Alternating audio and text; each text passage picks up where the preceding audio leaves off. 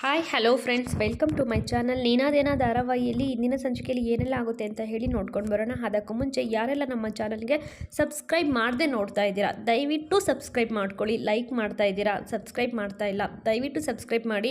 ನೀವು ಪ್ರತಿಯೊಬ್ಬರು ಕೂಡ ನಮಗೆ ಸಪೋರ್ಟ್ ಮಾಡ್ತಾ ಬಂದರೆ ನಾವು ಬೇಗ ಬೇಗ ವೀಡಿಯೋಸ್ನ ಅಪ್ಲೋಡ್ ಮಾಡೋದಕ್ಕೆ ನಮಗೆ ಒಂಥರ ಹುಮ್ಮಸ್ ಬರುತ್ತೆ ಅಂತಲೇ ಹೇಳ್ಬೋದು. ಸಂಚಿಕೆ ಶುರುವಿನಲ್ಲಿ ವೇದ ವಿಕ್ರಮ್ ಮಲಗಿರ್ತಾರೆ. ಬೆಳಗಾಗಿರುತ್ತೆ, 9:30 ಟೈಮ್ ಆಗಿರುತ್ತೆ. ಆದರೂ ಕೂಡ ಎದ್ದಿರೋದಿಲ್ಲ. ಆಗ ಬರ್ತಾಳೆ. ಹೊಸು ಬಂದ್ಬಿಟ್ಟು ಮಲಗಿದಾರಲ್ಲ ಇವರಿಬ್ರು ಅಂತ ಹೇಳಿ ಇನ್ನೂ ಎಬ್ಬರಿಸೋದಕ್ಕೆ ಮನಸ್ಸೇ ಬರ್ತಾ ಇರಲ್ಲ. ತಿಂಡಿಗೆ ಬೇರೆ ಟೈಮ್ ಆಗ್ತಾ ಬಂತು, ಇವ್ರು ಇನ್ನೂ ಎದ್ದಿಲ್ವಲ್ಲ, ಏನು ಮಾಡೋದು ಅಂತ ಹೇಳಿಬಿಟ್ಟು ವೇದ ವೇದ ಅಂತ ಹೇಳಿ ಕೂಗ್ತಾಳೆ. ಆಗ ವೇದನಿಗೂ ಕೂಡ ಎಚ್ಚರ ಆಗುತ್ತೆ. ಹಾಂ ಅಕ್ಕ ಬಂದೆ ಅಂತ ಹೇಳಿಬಿಟ್ಟು ವೇದ ಗಡಿಬಿಡಿಲಿ ಹೋಗಿ ಬಾಗಿಲನ್ನ ಓಪನ್ ಮಾಡ್ತಾಳೆ. ಅವಳನ್ನು ನೋಡಿಬಿಟ್ಟು ಈ ಕಡೆ ನಾಚ್ಕೊಳ್ತಾ ಇರ್ತಾಳೆ ಹೊಸನು ಕೂಡ. ಹಾಗೆಯೇ ವೇದ ಟೈಮ್ ಆಗಿದೆ, ಇನ್ನೂ ನೀವು ಎದ್ದಿಲ್ವಾ, ಫ್ರೆಶ್ ಆಗಿಲ್ವಾ, ಡಿಸ್ಟರ್ಬ್ ಮಾಡೋದನ್ನ, ಸಾರಿ ವೇದ, ನಾನು ನಿಮಗೆ ತಿಂಡಿ ಕರಿಯೋಣ ಅಂತ ಹೇಳಿ ಬಂದೆ ಅಂತ ಹೇಳಿ ಹೊಸು ಹೇಳ್ತಾ ಇರ್ತಾರೆ. ಅಯ್ಯೋ ಅಕ್ಕ ಹಾಗೆಲ್ಲ ಏನೂ ಇಲ್ಲ, ನಾವು ಈಗ ಬರ್ತೀವಿ ಅಕ್ಕ ಅಂತ ಹೇಳ್ತಾರೆ. ಸರಿ ಬೇಗ ಫ್ರೆಶ್ ಆಗಿಬಿಟ್ಟು ಬರಬೇಕು ಅಂತ ಹೇಳ್ತಾರೆ. ಸರಿ ಅಕ್ಕ ಆಯಿತು ಅಂತ ಹೇಳಿ ಒಳಗೆ ಬರ್ತಾ ಇರ್ತಾರೆ. ವಿಕ್ರಮ್ ಮತ್ತೆ ವೇದ ಕೈ ಹಿಡಿದು ಹೇಳ್ಕೊಳ್ತಾರೆ. ಆಗ ಅಯ್ಯೋ ಅಕ್ಕ ಇದ್ದಾರೆ ಅಂತ ಹೇಳಿ ವೇದ ಹೇಳ್ತಾ ಇರ್ತಾರೆ. ಅಯ್ಯೋ ಅದಕ್ಕೆ ಅಂತ ಹೇಳಿ, ಅದಕ್ಕೆ ಟೈಮ್ ಆಗೋಯ್ತಾ, ಎಷ್ಟಾಯಿತು ಟೈಮು, 9:30 ಆಯಿತು. ಹೌದಾ, ಈ ಟೈಮ್ ಇಷ್ಟು ಬೇಗ ಯಾಕೆ ಓಡ್ತಾ ಇದೆ, ಇದನ್ನು ತಡೆಯೋರು ಯಾರೂ ಇಲ್ವಾ ಅಂತ ಹೇಳಿ ಹೇಳ್ತಾ ಇರ್ತಾನೆ ವಿಕ್ರಮ್ ಕೂಡ. ಅಯ್ಯೋ ಅಪ್ಪ ಅದು ಟೈಮು, ಅದನ್ನು ತಡೆಯೋದಕ್ಕೆ ಯಾರ ಕೈಯಿಂದಲೂ ಸಾಧ್ಯನೇ ಇಲ್ಲ, ಅದು ಅದ್ರ ಕೆಲಸನ ಮಾಡುತ್ತೆ. ಸರಿ ಬೇಗ ಫ್ರೆಶ್ ಆಗಿಬಿಟ್ಟು ಬನ್ನಿ ಅಂತ ಹೇಳಿ ಡೋರನ್ನು ಕ್ಲೋಸ್ ಮಾಡಿಕೊಂಡು ಅಲ್ಲಿಂದ ಹೋಗ್ತಾರೆ. ಇನ್ನು ವಿಕ್ರಮ್ ಮತ್ತು ವೇದ ಇಬ್ಬರು ಕೂಡ ಸ್ನಾನ ಮಾಡ್ಕೊಳ್ಳೋದಕ್ಕೆ ಅಂತ ಹೋಗ್ತಾ ಇರ್ತಾರೆ. ಆಗ ವೇದ ನಾನು ನಿನ್ನ ಜೊತೆ ಸ್ನಾನಕ್ಕೆ ಬರ್ತೀನಿ ಬೇತಾಳ ಅಂತ ಹೇಳಿ ವಿಕ್ರಮ್ ಹೇಳ್ತಾರೆ. ಏನು ಹೇಳ್ತಾ ಇದೆಯಾ ಗುಂಡ, ಇದ್ಯಾಕೋ ಅತಿ ಆಯಿತು ಅಂದಾಗ, ಏನೂ ಅತಿಯಾಗಿಲ್ಲ, ನೀನೆಲ್ಲಿರ್ತೀಯೋ ಅಲ್ಲೇ ನಾನು ಇರ್ತೀನಿ, ನನ್ನ ಮನಸ್ಸು ತುಂಬಾ ಕೆಟ್ಟು ಹದಗೆಟ್ಟು ಹೋಗಿದೆ, ನೀನು ಯಾವಾಗಲೂ ನನ್ನ ಜೊತೆಗೆ ಇರಬೇಕು ಅಂತ ಹೇಳ್ತಾ ಇದೆ ಅಂತ ಹೇಳಿ ಹೇಳ್ತಾ ಇರ್ತಾರೆ. ಹಾಗೆ ವಿಕ್ರಮ್ ಹೇಳೋ ಮಾತನ್ನು ಕೇಳಿಸ್ಕೊಂಡು ವೇದಾಗೆ ಹೋಗಪ್ಪ, ಇದು ಯಾಕೋ ತುಂಬಾ ಅತಿ ಆಯಿತು, ಇದು ತುಂಬ ಬೇಜಾರು ಅನ್ನಿಸ್ತಾ ಇದೆ ನನಗೆ ಅಂತ ಹೇಳಿ ಹೇಳ್ತಾ ಇರ್ತಾರೆ. ಸರಿ ನೀರಿನ ಅಭಾವ ತುಂಬಾ ಜಾಸ್ತಿ ಇರೋದ್ರಿಂದ ನಾನು ನೀನು ಇಬ್ಬರು ಒಟ್ಟಿಗೆ ಸ್ನಾನ ಮಾಡೋಣ ಅಂತ ಹೇಳ್ತಾ ಇರ್ತಾರೆ. ವೇದರು ಕೂಡ ಅದಕ್ಕೆ ಒಪ್ಕೊಂಡು ಸ್ನಾನಕ್ಕೆ ಒಳಗೆ ಹೋಗ್ತಾರೆ. ಮತ್ತು ಅಲ್ಲಿಗೆ ಜಯ ಅವರು ಬರ್ತಾರೆ. ಜಯ ಅವರು ಬಂದುಬಿಟ್ಟು ವೇದ ಸ್ನಾನಕ್ಕೆ ಹೋಗಿದ್ದೀನಮ್ಮ ಅಂತ ಹೇಳಿ ಕೇಳ್ತಾರೆ. ಜಯನೂ ಕೂಡ ಹಾಸಿಗೆ ಎಲ್ಲ ನೋಡಿಬಿಟ್ಟು ನಾಚ್ಕೊಳ್ತಾ ಇರ್ತಾರೆ. ಹೌದು ಅಮ್ಮ ಸ್ನಾನ ಮಾಡ್ತಾ ಇದ್ದೀನಿ ಅಂತ ಹೇಳಿ ವೇದ ಅವರು ಹೇಳ್ತಾರೆ.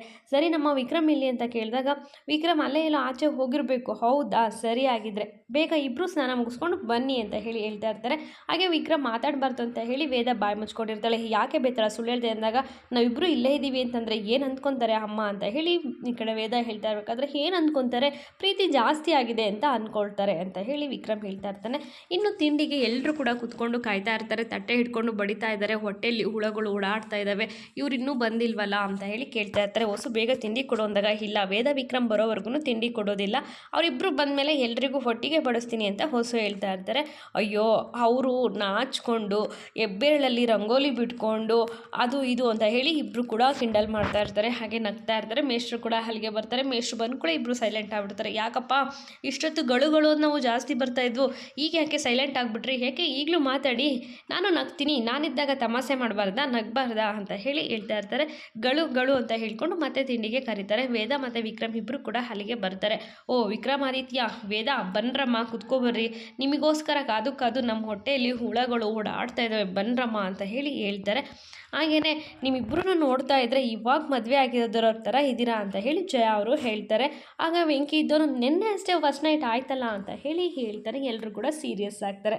ಆಗ ಮೇಸ್ಟ್ರಿದ್ದವರು, ವೇದ ಇನ್ನು ಮುಂದೆ ಎಷ್ಟು ಸ್ಟ್ರಿಕ್ಟಾಗಿರಬೇಕು ಅಂತ ಗೊತ್ತಾ, ಇಷ್ಟು ದಿವಸ ಹೆಂಗೆಂಗೋ ಇದ್ದಿದ್ದಾಗಿತ್ತು, ಈಗ ಮುಂದೆ ಏನು ಮಾಡಬೇಕು ಅಂತ ಇದ್ದಾರೆ ಸಾಹೇಬರು, ಕೇಳಮ್ಮ ಅಂತ ಹೇಳಿ ಹೇಳಿದಾಗ, ಮಾವ ಅವರು ಕೂಡ ಕೆಲಸಕ್ಕೆ ಹೋಗೋದಕ್ಕೆ ರೆಡಿ ಆಗ್ತಾ ಇದ್ದಾರೆ, ಕೆಲಸ ನೋಡ್ಕೊಂಡಿದ್ದಾರೆ, ಇವತ್ತು ಇಂಟ್ರ್ಯೂಗೆ ಹೋಗ್ತಾರೆ ಅಂತ ಹೇಳಿ ಹೇಳ್ಬಿಡ್ತಾಳೆ.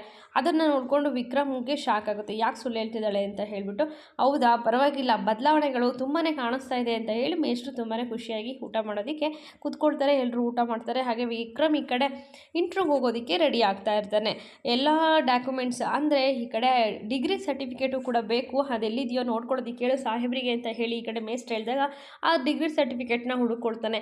ಈ ಸರ್ಟಿಫಿಕೇಟ್ ಹುಟ್ಟಿದಾಗಲೇ ವಿದ್ಯಾರ್ಥಿಗಳ ಭವಿಷ್ಯನೂ ಕೂಡ ಹುಡ್ಕೊಳುತ್ತೆ. ಆದರೆ ನನ್ನದು ಹಾಗಾಗಲಿಲ್ಲ, ಗಲಾಟೆ, ನನ್ನ ಲೈಫ್ ಹೆಂಗೆಂಗೋ ಆಯಿತು, ಎಲ್ಲಿಂದ ಎಲ್ಲಿಗೋ ಕರ್ಕೊಂಡೋಯ್ತು, ಅಪ್ಪ ಮಗನ ಸಂಬಂಧನೇ ದೂರ ಮಾಡಿಬಿಡ್ತು, ಅಪ್ಪ ಮಗನ ಭವಿಷ್ಯನೇ ಹಾಳು ಮಾಡಿಬಿಡ್ತು ಅಂತ ಹೇಳಿ ಆ ಒಂದು ಸರ್ಟಿಫಿಕೇಟ್ನ ನೋಡಿಕೊಂಡು ವಿಕ್ರಮ್ ನಿಂತ್ಕೊಂಡಿರ್ತಾನೆ. ಆಗ ವೇದ ಅಲ್ಲಿ ಬಂದ್ಬಿಟ್ಟು ಗುಂಡ ಏನ ಹಳೆ ನೆನಪುಗಳು ಕಾಡ್ತಾ ಇದೆಯಾ ಅಂತ ಹೇಳಿ ಕೇಳ್ತಾಳೆ. ಹ್ಞೂ ಅಂತ ಹೇಳಿ ವಿಕ್ರಮ್ ಕೂಡ ಹೇಳಿದಾಗ ಅದನ್ನೆಲ್ಲ ಮಾಸೋಗ್ಬೇಕು, ಅದು ಯಾವುದು ಕೂಡ ಮತ್ತೆ ನಿನಗೆ ನೆನಪಾಗಬಾರ್ದು, ಇನ್ನು ಮುಂದೆ ನಿನ್ನ ಲೈಫು ತುಂಬಾ ಉಜ್ವಲವಾಗಿರಬೇಕು ಅಂತ ಹೇಳಿ ವೇದ ಹೇಳ್ತಾ ಇರ್ತಾಳೆ. ಹೌದು, ನಾನು ಕೆಲ್ಸಕ್ಕೆ ಹೋಗ್ತಾ ಇದ್ದೀನಿ ಅಂತ ಅಪ್ಪನ ಹತ್ರ ಯಾಕೆ ಸುಳ್ಳು ಹೇಳ್ದೆ ಅಂತ ಹೇಳಿ ಕೇಳಿದಾಗ, ಹೌದು ಮತ್ತೆ ನೀನು ಕೆಲ್ಸಕ್ಕೆ ಹೋಗಿಲ್ಲ ಅಂತಂದರೆ ಅವ್ರಿಗೆ ಬೇಜಾರಾಗುತ್ತೆ ಅಲ್ವಾ, ಆ ಒಂದು ಸುಳ್ಳಿಂದ ಅವ್ರ ಮನಸ್ಸಲ್ಲಿ ಎಷ್ಟು ಖುಷಿ ಅರಳುತ್ತೋ ನೋಡ್ದ ಅಂತ ಹೇಳಿ ಹೇಳ್ತಾಳೆ. ಓ ಹೌದಾ, ಹಾಗೆಲ್ಲ ಇದೆಯಾ, ಅದೆಲ್ಲ ನನಗೆ ಗೊತ್ತೇ ಆಗಲಿಲ್ಲ ಅಂತ ಹೇಳಿ ವಿಕ್ರಮ್ ಹೇಳ್ತಾ ಇರ್ಬೇಕಾದ್ರೆ, ಅಯ್ಯೋ ಇನ್ನೂ ಏನೇನೋ ಇದೆ, ನಾನು ನಿನ್ನ ಮುಂದೆ ಎಲ್ಲನೂ ಹೇಳ್ಕೊಡ್ತಾ ಹೋಗ್ತೀನಿ. ಹೌದು ಬೇತಾಳ, ನನಗೆ ಕೆಲಸ ಸಿಗುತ್ತಾ ಅಂತ ಹೇಳಿ ವಿಕ್ರಮ್ ಕೇಳಿದಾಗ, ಯಾಕೆ ಸಿಗಲ್ಲ, ಖಂಡಿತವಾಗ್ಲೂ ಸಿಗುತ್ತೆ, ಇರು ಒಂದು ನಿಮಿಷ ಅಂತ ಹೇಳ್ಬಿಟ್ಟು ಪೇಪರಲ್ಲಿರೋ ನಂಬರ್ಗೆ ಫೋನ್ ಮಾಡಿಬಿಟ್ಟು, ಸರ್ ನಾನು ಬೇತಾಳ ಅಂತ ಹೇಳಿ ಪೇಪರಲ್ಲಿ ಕೆಲಸ ಇದೆ ಅಂತ ಅಡ್ವರ್ಟೈಸ್ಮೆಂಟ್ ಕೊಟ್ಟಿದ್ರಲ್ಲ, ಆ ಕೆಲಸ ಖಾಲಿ ಇದೆಯಾ ಅಂತ ಹೇಳಿ ಹೇಳ್ತಾಳೆ. ಹೌದು ಖಾಲಿ ಇದೆ. ಹೌದಾ ಸರ್, ಹಾಗಿದ್ರೆ ಇಂಟರ್ವ್ಯೂ ಹೌದು ಬರ್ಬೋದು, 1 ಗಂಟೆವರೆಗೂ ಇಂಟರ್ವ್ಯೂಗೆ ಬರ್ಬೋದು ಅಂತ ಹೇಳಿ ಹೇಳ್ತಾರೆ.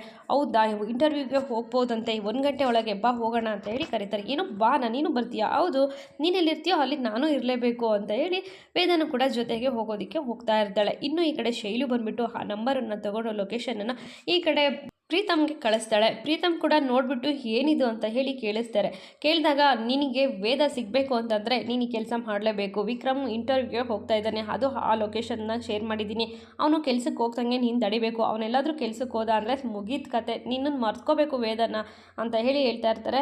ಹಾಗೆಯೇ ಅವ್ನು ಕೆಲ್ಸಕ್ಕೆ ಹೋಗಲಿಲ್ಲ ಅಂತಂದರೆ ವೇದ ಬಿಡ್ಬೋದು ಅವನ್ನ, ಇದೊಂದು ಸಲ ಟ್ರೈ ಮಾಡೋದು, ನಿನಗೆ ಇದಾದರೂ ಆಗ್ಬೋದು ಅಂತ ಹೇಳಿ ಹೇಳ್ತಾ ಇರ್ತಾರೆ. ಒಳ್ಳೆ ಕೆಲಸನೇ ಮಾಡಿದೆ, ಇದು ನನ್ನ ಫ್ರೆಂಡ್ ಕಂಪ್ನಿನೇ ಅಂತ ಹೇಳಿ ಹೇಳ್ತಾನೆ.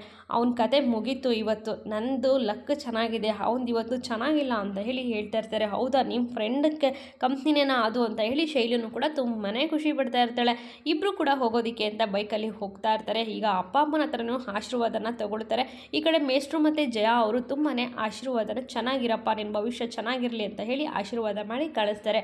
ಹೋಗ್ಬೇಕಾದ್ರೆ ದಾರಿಲಿ ಈ ಕಡೆ ನಾಯಕರು ಅಡ್ಡ ಬಂದು ನಿಲ್ತಾರೆ. ಅಡ್ಡ ಬಂದು ನಿಲ್ದಾಗ ಎಲ್ಲಿಗೆ ಹೋಗ್ತಾ ಇದೆಯಾ ಅಂತ ಹೇಳಿ ಕೇಳ್ತಾರೆ. ಆಗ ಇಂಟರ್ವ್ಯೂಗೆ ಹೋಗ್ತಾ ಇದ್ದೀನಿ ಕೆಲಸಕ್ಕೆ ಅಂತ ವಿಕ್ರಮ್ ಹೇಳ್ತಾನೆ. ಹೌದಾ, ಒಳ್ಳೇದಾಗಲಿ ಅಂತ ಹೇಳಿ ಹೋಗ್ತಾರೆ. ಆಗ ನಾಯಕ ಇದ್ದವನು ಪ್ರೀತಮ್ಗೆ ಫೋನ್ ಮಾಡಿಬಿಟ್ಟು, ಅವನು ಕೆಲಸಕ್ಕೆ ಇಂಟರ್ವ್ಯೂಗೆ ಹೋಗ್ತಾ ಇದ್ದಾನೆ, ಅದನ್ನು ನೀನು ತಡಿಬೇಕು ಅಂತ ಹೇಳಿ ಹೇಳ್ತಾನೆ. ಅದಕ್ಕೆ ನಾನು ಎಲ್ಲ ವ್ಯವಸ್ಥೆಯನ್ನು ಮಾಡಿದ್ದೀನಿ ನಾಯಕರೇ ಅಂತ ಪ್ರೀತಮ್ ಕೂಡ ಹೇಳ್ತಾನೆ. ಇಲ್ಲಿಗೆ ಸಂಚಿಕೆ ಮುಕ್ತಾಯವಾಗುತ್ತದೆ ಸ್ನೇಹಿತರೆ. ಮುಂದಿನ ಸಂಚಿಕೆಯಲ್ಲಿ ಏನೆಲ್ಲ ಆಗುತ್ತೆ ಅಂತ ತಪ್ಪದೇ ಕಾದು ನೋಡೋಣ. ಅಲ್ಲಿವರೆಗೂ ಟೇಕ್ ಕೇರ್, ಬೈ.